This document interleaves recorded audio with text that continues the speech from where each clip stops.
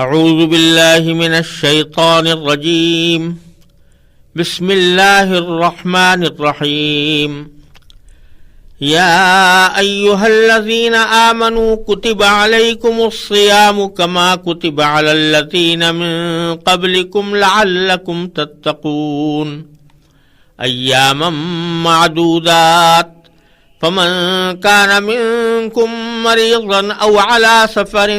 فعدة من أيام أخر وعلى الذين يطيقونه فدية طعام مسكين فمن تطوع خيرا فهو خير له وأن تصوموا خير لكم إن كنتم تعلمون شهر رمضان الذي أنزل فيه القرآن هدى للناس وبينات من الهدى والفرقان فمن شهد منكم الشهر فليصمه ومن كان مريضا أو على سفر فعدة من أيام أخر يريد الله بكم اليسر ولا يريد بكم العسر وَلِتُكْمِلُوا الْعِدَّةَ وَلِتُكَبِّرُوا اللَّهَ عَلَى مَا هَدَاكُمْ وَلَعَلَّكُمْ تَشْكُرُونَ وَإِذَا سَأَلَكَ عِبَادِي عَنِّي فَإِنِّي قَرِيبٌ أُجِيبُ دَعْوَةَ الدَّاعِ إِذَا دَعَانِ فَلْيَسْتَجِيبُوا لِي وَلْيُؤْمِنُوا بِي لَعَلَّهُمْ يَرْشُدُونَ أُحِلَّ لَكُمْ لَيْلَةَ الصِّيَامِ الرَّفَثُ إِلَى نِسَائِكُمْ هن لباس لكم وأنتم لباس لهن علم الله أنكم كنتم تختانون أنفسكم فتاب عليكم وعفى عنكم فالآن باشروهن وابتغوا ما كتب الله لكم وكلوا واشربوا حتى يتبين لكم الخيط الأبيض من الخيط الأسود من الفجر ثم أتموا الصيام إلى الليل ولا تباشروهن وأنتم عاكفون في المساجد تلك حدود الله فلا تقربوها كذلك يبين الله آياته للناس لعلهم يتقون۔ اے ایمان والو، تم پر روزے فرض کر دیے گئے ہیں جس طرح تم سے پہلے لوگوں پر فرض کیے گئے تھے تاکہ تمہارے اندر تقوی پیدا ہو۔ گنتی کے چند دن روزے رکھنے ہیں، پھر بھی اگر تم میں سے کوئی شخص بیمار ہو یا سفر پر ہو تو وہ دوسرے دنوں میں اتنی ہی تعداد پوری کر لے، اور جو لوگ اس کی طاقت رکھتے ہوں وہ ایک مسکین کو کھانا کھلا کر فدیہ ادا کر دیں۔ اس کے علاوہ اگر کوئی شخص اپنی خوشی سے کوئی نیکی کرے تو یہ اس کے حق میں بہتر ہے، اور اگر تم کو سمجھ ہو تو روزے رکھنے میں تمہارے لیے زیادہ بہتری ہے۔ رمضان کا مہینہ وہ ہے جس میں قرآن نازل کیا گیا، جو لوگوں کے لیے سراپا ہدایت اور ایسی روشن نشانیوں کا حامل ہے جو صحیح راستہ دکھاتی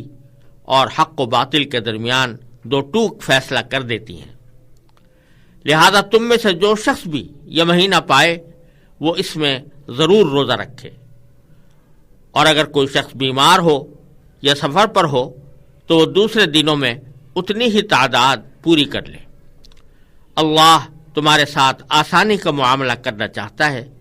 اور تمہارے لیے مشکل پیدا کرنا نہیں چاہتا، تاکہ تم گنتی پوری کر لو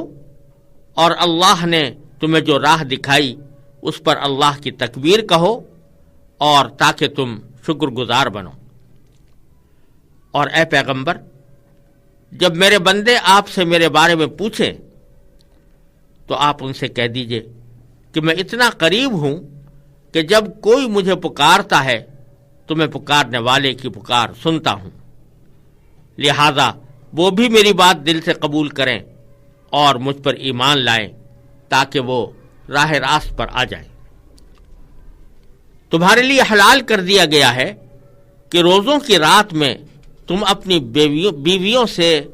بے تکلف صحبت کرو، وہ تمہارے لیے لباس ہیں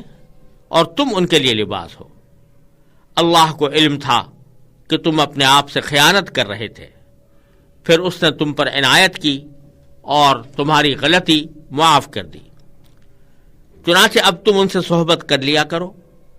اور جو کچھ اللہ نے تمہارے لیے لکھ رکھا ہے اسے طلب کرو، اور اس وقت تک کھاؤ پیو جب تک صبح کی سفید دھاری سیاہ دھاری سے ممتاز ہو کر تم پر واضح نہ ہو جائے۔ اس کے بعد رات آنے تک روزے پورے کر لو، رات آنے تک روزے پورے کرو، اور ان سے اس حالت میں مباشرت نہ کرو جب تم مسجدوں میں اعتکاف میں بیٹھے ہو۔ یہ اللہ کی حدود ہیں، لہذا ان کی خلاف ورزی کے قریب بھی مت جانا۔ اس طرح اللہ اپنی نشانیاں لوگوں کے سامنے کھول کھول کر بیان کرتا ہے تاکہ وہ تقوی اختیار کریں۔ سورہ بقرہ کی یہ آیات روزے اور اس کے کچھ احکام پر مشتمل ہیں، اور جیسا کہ میں نے پہلے عرض کیا تھا، سورہ بقرہ میں اب مختلف احکام کا ذکر آ رہا ہے، جن کا میں سے بعض کا تعلق عبادتوں سے ہے، بعض کا تعلق معاملات سے ہے یا معاشرت سے ہے۔ تو یہ روزے کے احکام ان آیات میں بیان کیے گئے ہیں، اور اس کو اللہ تبارک و تعالی نے اس طرح شروع فرمایا کہ ایمان والو، یا ایھا الذین آمنوا کتب علیکم الصیام، تمہارے اوپر روزے فرض کر دیے گئے ہیں، اور پھر فرمایا کہ کما کتب علی الذین من قبلکم، یہ ایسے ہی فرض کیے گئے ہیں جیسے کہ تم سے پہلے لوگوں کو پر بھی فرض کیے گئے تھے۔ یعنی یہ بتا دیا کہ یہ تمہیں کوئی نیا حکم نہیں دیا جا رہا جو دوسری امتوں کو نہ دیا گیا ہو، یا دوسرے پیغمبر وہ حکم لے کر نہ آئے ہوں،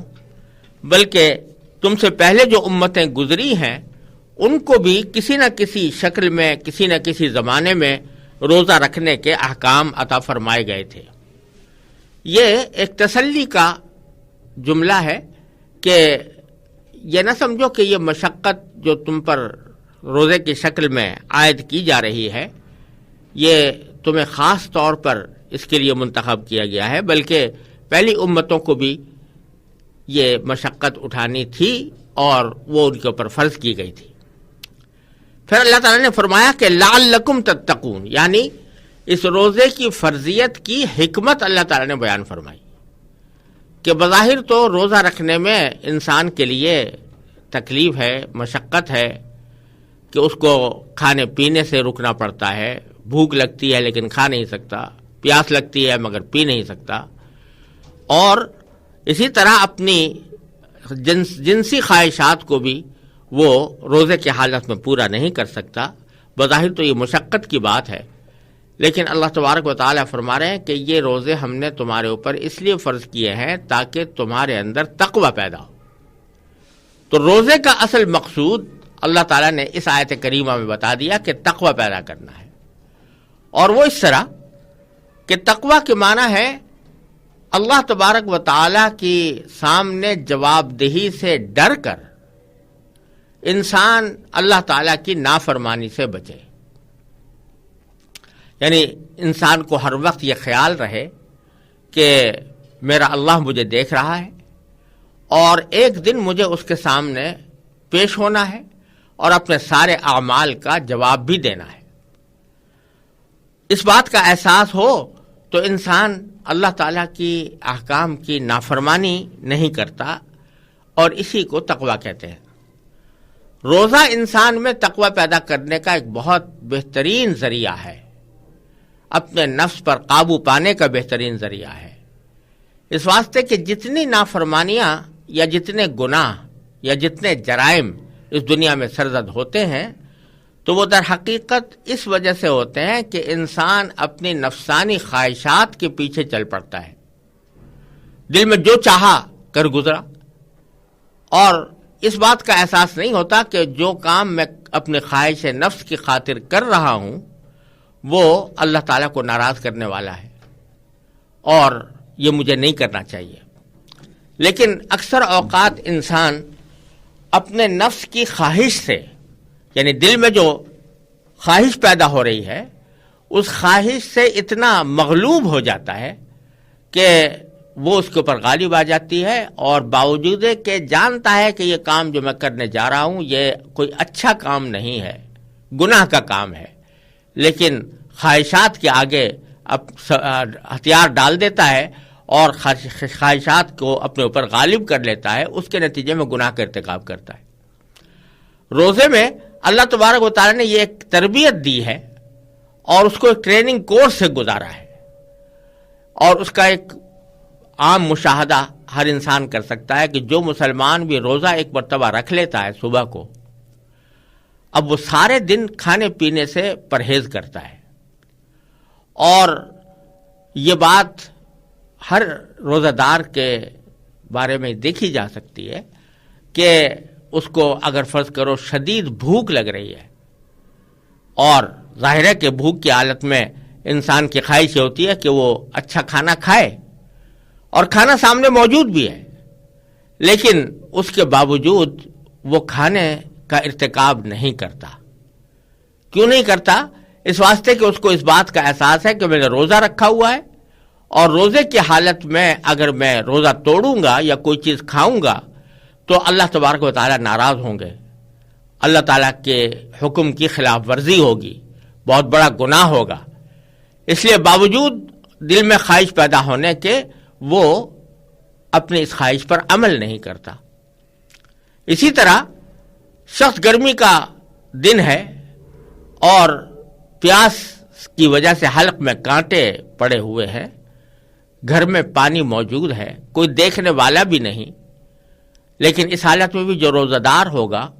وہ باوجود اپنی شدید خواہش کے وہ روزہ توڑنے کا ارتکاب نہیں کرے گا، پانی نہیں پیے گا۔ بلکہ صحیح بات تو یہ ہے کہ جو آدمی روزہ رکھ لیتا ہے، اگر فرض کرو کہ کوئی شخص اس کو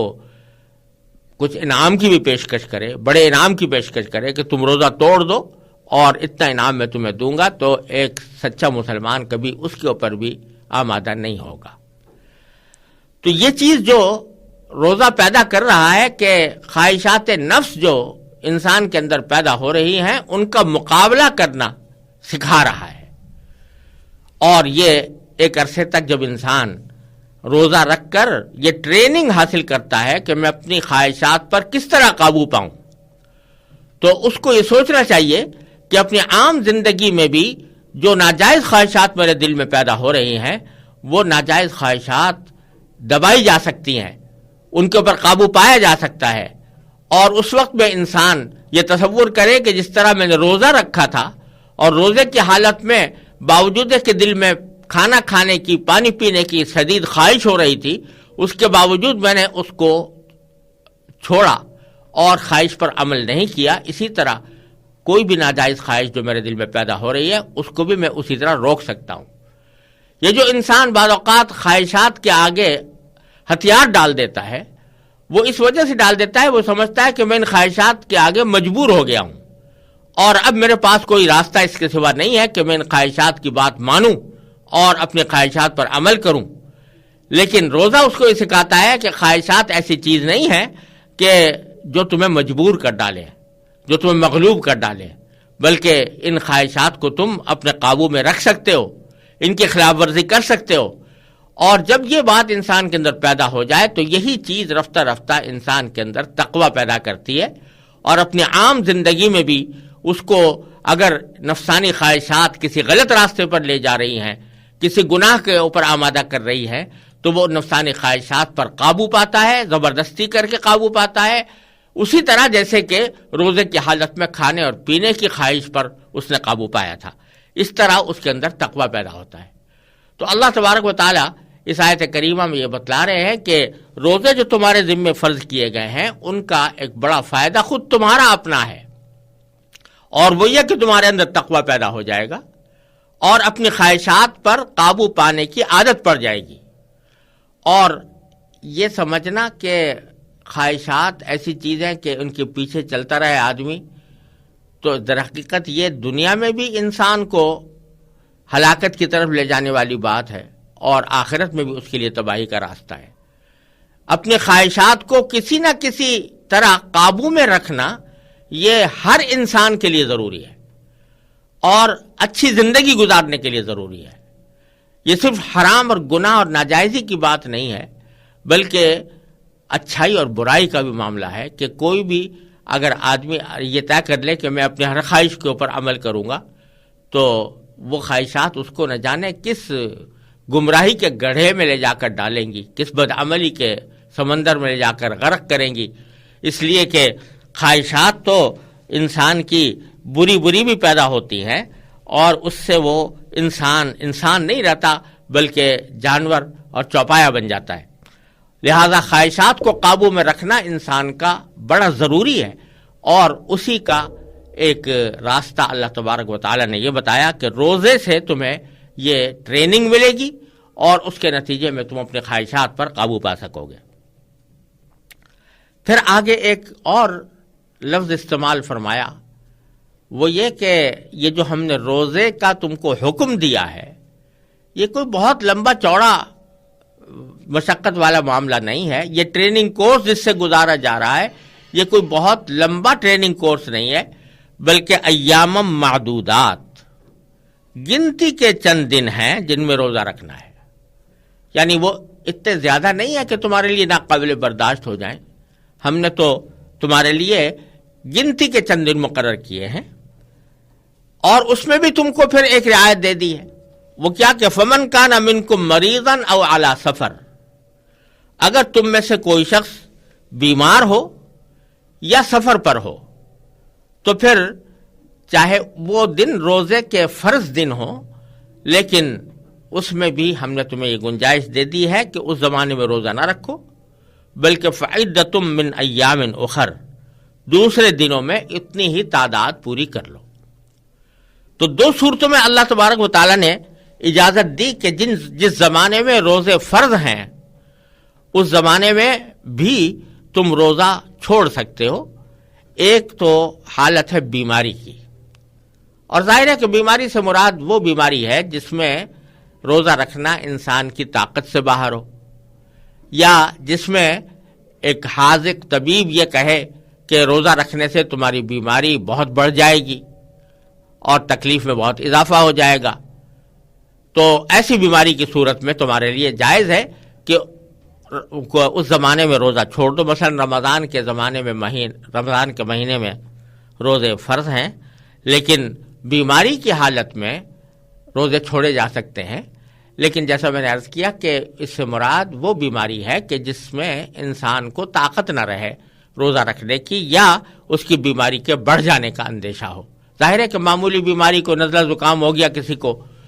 یا معمولی بخار ہو گیا تو وہ ایسی بیماری نہیں ہوتی کہ جس میں آدمی کے لیے روزہ چھوڑنا ضروری ہو جائے۔ تو اس کا معیار یہی ہے کہ کوئی حاذق طبیب یہ کہے کہ تمہارے لیے اس زمانے میں روزہ رکھنا مضر ہے اور تمہاری بیماری میں اضافے کا سبب بنے گا۔ اور دوسری حالت جس میں روزہ ترک کرنے کی اجازت دی گئی وہ ہے سفر کی حالت، کہ سفر کے اندر اگر انسان سفر کر رہا ہے تو اس میں عام طور سے اس کو مشقت کا سامنا کرنا پڑتا ہے، تو اس لیے اللہ تعالیٰ نے یہ اجازت دے دی کہ اگر سفر کی حالت میں ہو تو تم روزہ چھوڑ سکتے ہو۔ رمضان کے میں مثلا اگر کوئی سفر کرے تو اس میں اس کے لیے جائز ہے کہ وہ روزہ چھوڑ دے اور بعد میں اس کی قضا کر لے۔ لیکن ظاہر ہے کہ سفر جو فرمایا تو اس سے خود بخود یہ بات سمجھ میں آنی چاہیے ہر معقول آدمی کے کہ اگر سفر بہت چھوٹا سا ہے، معمولی سا ہے، تو معمولی سا سفر کے اندر تو اتنی بڑی مشقت نہیں ہوتی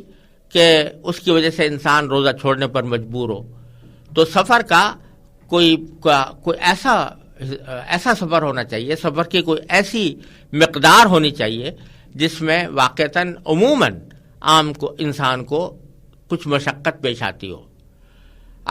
رسول کریم سرور عالم صلی اللہ علیہ وسلم کی احادیث اور صحابہ کرام کے مختلف آثار وغیرہ سے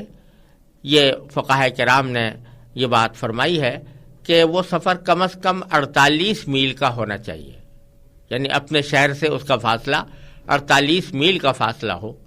تو اس سفر کے اندر انسان کے لیے جائز ہے کہ وہ روزہ ترک کر دے. اگر اس سے کم کا سفر ہے تو پھر اس میں اجازت نہیں ہے. اور پھر آگے فرمایا کہ ان دنوں میں ترک کرنے کی اجازت تو ہے لیکن بعد میں اس کی قضا کرنی ہوگی. خواہ بیماری کی وجہ سے چھوڑا ہو یا سفر کی وجہ سے چھوڑا ہو تو اس کی قضا کرنی ہوگی. لیکن قضا کے لیے اللہ تعالیٰ نے عنوان یہ اختیار فرمایا کہ دوسرے دنوں میں اتنی ہی تعداد پوری کر لیں. فعدتن، عدتن کے معنی تعداد یا گنتی، اور من ایام اخر دوسرے دنوں میں سے. مطلب یہ ہے کہ اس میں بھی اللہ تعالیٰ نے یہ سہولت رکھ دی ہے کہ اگر کسی شخص کے روزے قضا ہوئے ہیں تو اگرچہ بہتر یہ ہے کہ وہ جلد از جلد وہ قضا کر لے، کیونکہ انسان کی زندگی کا کوئی بھروسہ نہیں ہوتا. لیکن کوئی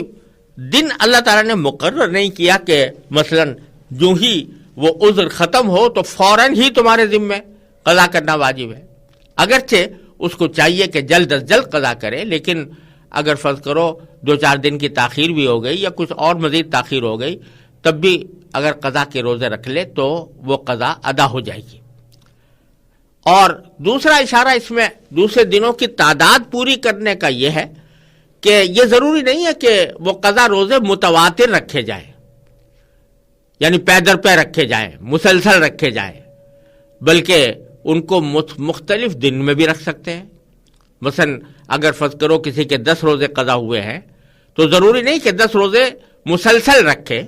بلکہ ایک دن ایک روزہ آج رکھ لیا، ایک کل رکھ لیا، باقی 2-4 دن کے بعد رکھ لیے، تو اس طرح بھی وہ قضا ادا ہو جاتی ہے. اس لیے اللہ تعالیٰ نے یہ عنوان اختیار کیا کہ وہ دوسرے دنوں میں اتنی ہی تعداد پوری کر لے. پھر آگے فرمایا وَعَلَى الَّذِينَ يُطِيقُونَهُ فِدْيَةٌ طَعَامُ مِسْكِينٍ. اس آیت کا تعلق در حقیقت اسلام کے ابتدائی دور سے ہے. اللہ تبارک و تعالیٰ نے جب لوگوں کو احکام دیے تو اس میں تدریج کا اور آہستگی کا ایک طریقہ اختیار فرمایا. یہ بکثرت احکام میں نظر آتا ہے، شریعت کے مختلف احکام کے ذریعے بات نظر آتی ہے کہ رسول کریم سرور عالم صلی اللہ علیہ وسلم ایک ایسے معاشرے میں تشریف لائے تھے کہ جو بالکل دین سے ہٹا ہوا تھا. اس لیے آپ نے کوئی نئے احکام جو لوگوں کے لیے کسی قدر مشقت کا باعث ہوں ان کو تھوڑا تھوڑا کر کے اور تدریجاً اللہ تبارک و تعالیٰ کی طرف سے وہ احکام دیے گئے ہیں. اسی تدریج کا ایک حصہ یہ تھا کہ شروع میں جب روزے فرض کیے گئے تو ایک سہولت یہ دے دی گئی تھی کہ اگرچہ تمہیں روزہ رکھنے کی طاقت ہو پھر بھی اگر تم چاہو تو روزے کے بجائے ایک مسکین کو کھانا کھلا کر روزے کا فدیہ ادا کر دو. اسی کو اس آیت میں بیان فرمایا گیا وَعَلَى الَّذِينَ يُطِيقُونَهُ، اور جو لوگ اس کی طاقت رکھتے ہوں تو ان پر واجب ہوگا کہ وہ ایک فدیتن، ان کے اوپر فدیہ واجب ہوگا. فدیہ کیا کہ طعام مسکین، ایک مسکین کو کھانا کھلا دے، یہ فدیہ ان کے ذمہ واجب ہوگا. لیکن آگے یہ بھی فرمایا فَمَن تَطَوَّعَ خَيْرًا فَهُوَ خَيْرٌ لَهُ. اس کے علاوہ اگر کوئی شخص اپنی خوشی سے کوئی نیکی کرے تو یہ اس کے حق میں بہتر ہے. اور معنی یہ ہے کہ ایک مسکین کو کھلانا تو لازمی ہے ایک روزے کے بعد، لیکن اگر وہ ایک سے زیادہ کو کھلا دے اور ایک دن کا کھانا کھلانے کے بجائے اس کو ایک دن سے زیادہ کا کھانا کھلا دے تو یہ اور زیادہ بہتر ہے. تو یہ دونوں اختیار اس کو حاصل تھے کہ چاہے وہ روزہ رکھ لے اور چاہے ایک مسکین کو یا ایک سے زیادہ مسکینوں کو کھانا کھلا دے. لیکن آخر میں اللہ تعالیٰ نے فرمایا وَأَن تَصُومُوا خَيْرٌ لَكُمْ، اگر تم روزہ رکھو تو یہ تمہارے لیے بہتر ہے، ان کنتم تعلمون، اگر تمہیں حقیقت کا علم ہو. لیکن جیسے کہ میں نے عرض کیا کہ یہ ابتدا کی بات تھی، جو فوراً اب جو آیت آگے آ رہی ہے یہ بعد میں نازل ہوئی اور اس نے اس سہولت کو منسوخ کر دیا، یعنی ختم کر دیا. کیونکہ میں نے عرض کیا تھا کہ تدریج کے ساتھ روزے کی طرف لانا مقصود تھا، تو اللہ تبارک و تعالیٰ نے یہ تدریج اختیار فرمائی کہ شروع میں تمہیں دونوں چیزوں کا اختیار تھا، اب آگے اس روزے کو فرض کر دیا گیا، جس کے لیے اگلی آیت آ رہی ہے۔ لیکن یہ جو سہولت ایک مسکین کو کھانا کھلا کر فدیہ ادا کرنے کی جو سہولت تھی، اس کو اگرچہ عام مسلمانوں کے لیے تو ختم کر دیا گیا تھا، لیکن ایسے بوڑھے لوگوں کے لیے جو طاقت ہی نہیں رکھتے روزہ رکھنے کی، یعنی وہ اتنے بوڑھے ہو گئے ہیں، اتنے کمزور ہو گئے ہیں اور اتنے بیمار ہو گئے ہیں کہ ان کے دوبارہ صحت مند ہو کر روزہ رکھنے کی توقع نہیں ہے، تو ایسے لوگوں کے لیے یہ حکم اب بھی باقی ہے کہ ایسے صورت میں وہ روزہ رکھنے کے بجائے روزے کا فدیہ ادا کرتے۔